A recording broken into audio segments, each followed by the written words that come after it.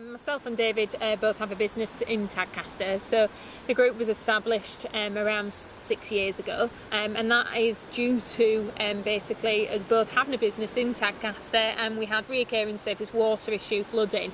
That has happened up to now, press 2017, 8 times.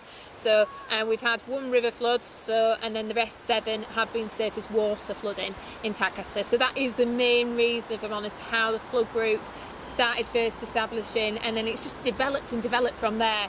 Majorly developed from 2015, from the December floods, where basically we've established a really good network of people, volunteers, businesses, residents.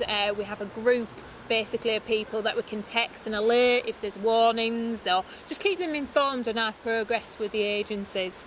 Yeah, within the flood action group we operate at 3 levels. One is when there is a flood or an impending flood. We've got 2 large towable flood pumps that we bring out, for which we've got a pumping plan, we've got permissions to operate on the highway and to pump from certain points into our river here, and that's to alleviate the surface water flooding. And we call volunteers out to operate and run that. The second level that we operate on is in developing resilience within the community itself, so residents and business owners, getting them to develop their own emergency plans and have resilience built into their operating levels in their houses and in their businesses.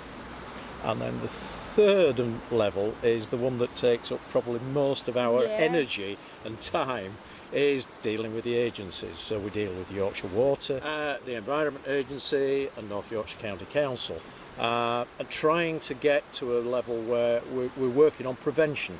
So at Yorkshire Water it's a prevention for the street water flooding, and with the Environment Agency it's to look at plans and ways and means of protecting the town from the river. And it's unbelievable when you see the river down at that level, how high it comes up to actually overflow these banks.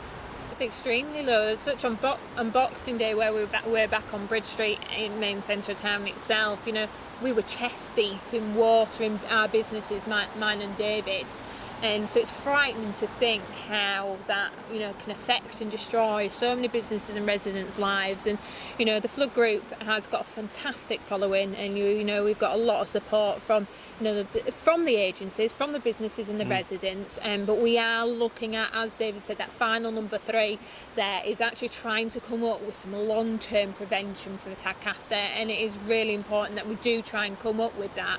It is a tackling game, but we will persevere and we will get somewhere. Unfortunately, coming up into the winter of 2017, I think you'll be seeing a lot more of us and a lot more of other flood groups as well within communities, because I do think, I may be completely wrong and I hope I am, but I think we will have a very busy winter in December and November coming up, with storms sort of brewing ahead. The long-term forecasts for this winter, or this autumn and winter for this country, are that we will probably see at least 7 storms, named storms, over this period. And in 2015 we only had 5. We are working with the agencies and the Environment Agency more specifically at the moment on basically they are doing an option study at present, which is looking at a range of options for Tadcaster. So that is looking at raising embankments, changing embankments, basically upstream, downstream from the bridge. That's maybe putting some pilings in at certain points, or basically raising grass verges at certain points, but it's just looking at the different heights of the bankage. So basically it'd be the same scheme throughout upstream and downstream, but it's just depending what the town will accept. Environment Agency and Tadcaster Flood Action Group and local councils are actually working together on this, so we hope soon that these options will be available for the community to start seeing what's going on behind the scenes. And we would press that is so important that does get out into the public as soon as possible. Last year we ran a flood fair in the town, and this year we're running, we're calling it Be Safe in Your Community, and it's a much broader scope of event to bring in more well-being and safety thoughts, and which involves the police, the fire service, the health centre, the swimming pool. We've got CPR, we've got York Rescue Boats who we work with quite a bit. They're coming down to do river safety and all sorts of other aspects of just being aware of what's going on in your community.